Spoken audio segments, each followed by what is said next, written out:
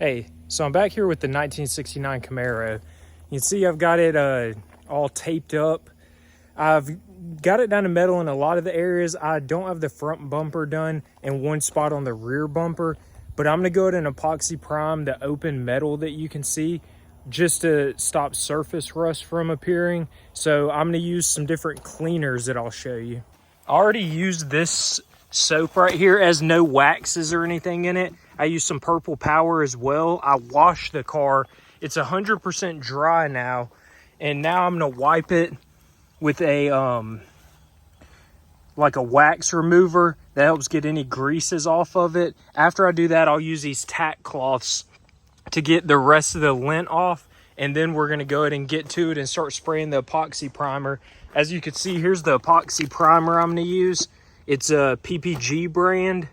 You do a 2-to-1 ratio and 10% acetone. So I'll be doing that next.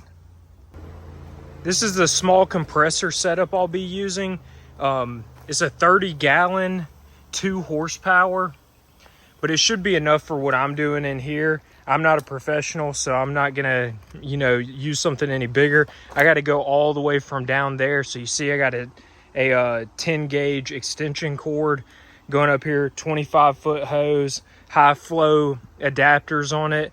And I put covers on a bunch of my cars down here. My 2 older trucks I didn't really worry about, but my cars with better paint jobs, I threw covers because I am gonna have this one exhaust fan going at the front of here to help pump out some of the paint.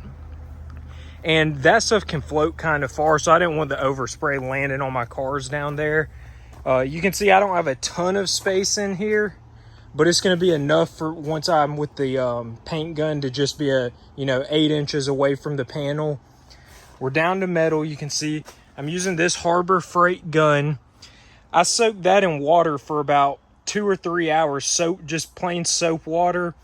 Cleaned it out really good. I had the needle out, the tip off. I used the 3M paint gun cleaner after that to clean it really well. I got the PPG attachments on it, a little water filter, a DeVille Bliss pressure regulator. So let's get started. Let's get this epoxy primer on here. I forgot to do my after video earlier, so I've removed some of the tape. You can see over there I missed a spot where it pulled back on the glass, so a little got on the glass, but nothing that a little paint remover won't get off. It turned out really good, as you can see.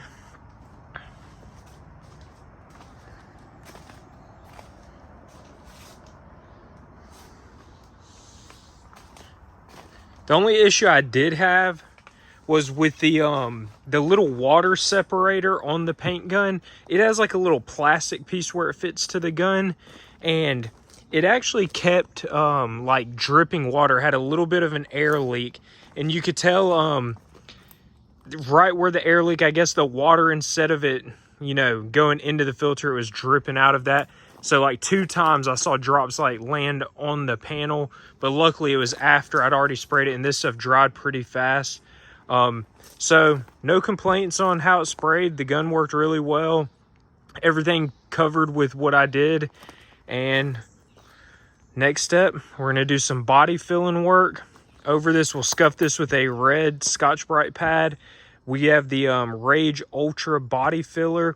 We'll sand that really good with some longer block sanders, and then we'll go in to do a high build primer, a sealer, then we'll do our base coat and our clear coat. But we're done for the day. See you guys later. All right, we're back at it again. I've let the epoxy primer cure now for a week, and we're going to go into our next step. Evercoat Rage Ultra. This is a really good body filler. A lot of high-end shops, they use this. If you're doing a budget build, you may not want to go with this because this ranges from like $90 to $130 for a gallon of it. You do use a hardener with it, which I'll show you when I mix it. You'll mix some hardener as you spread it.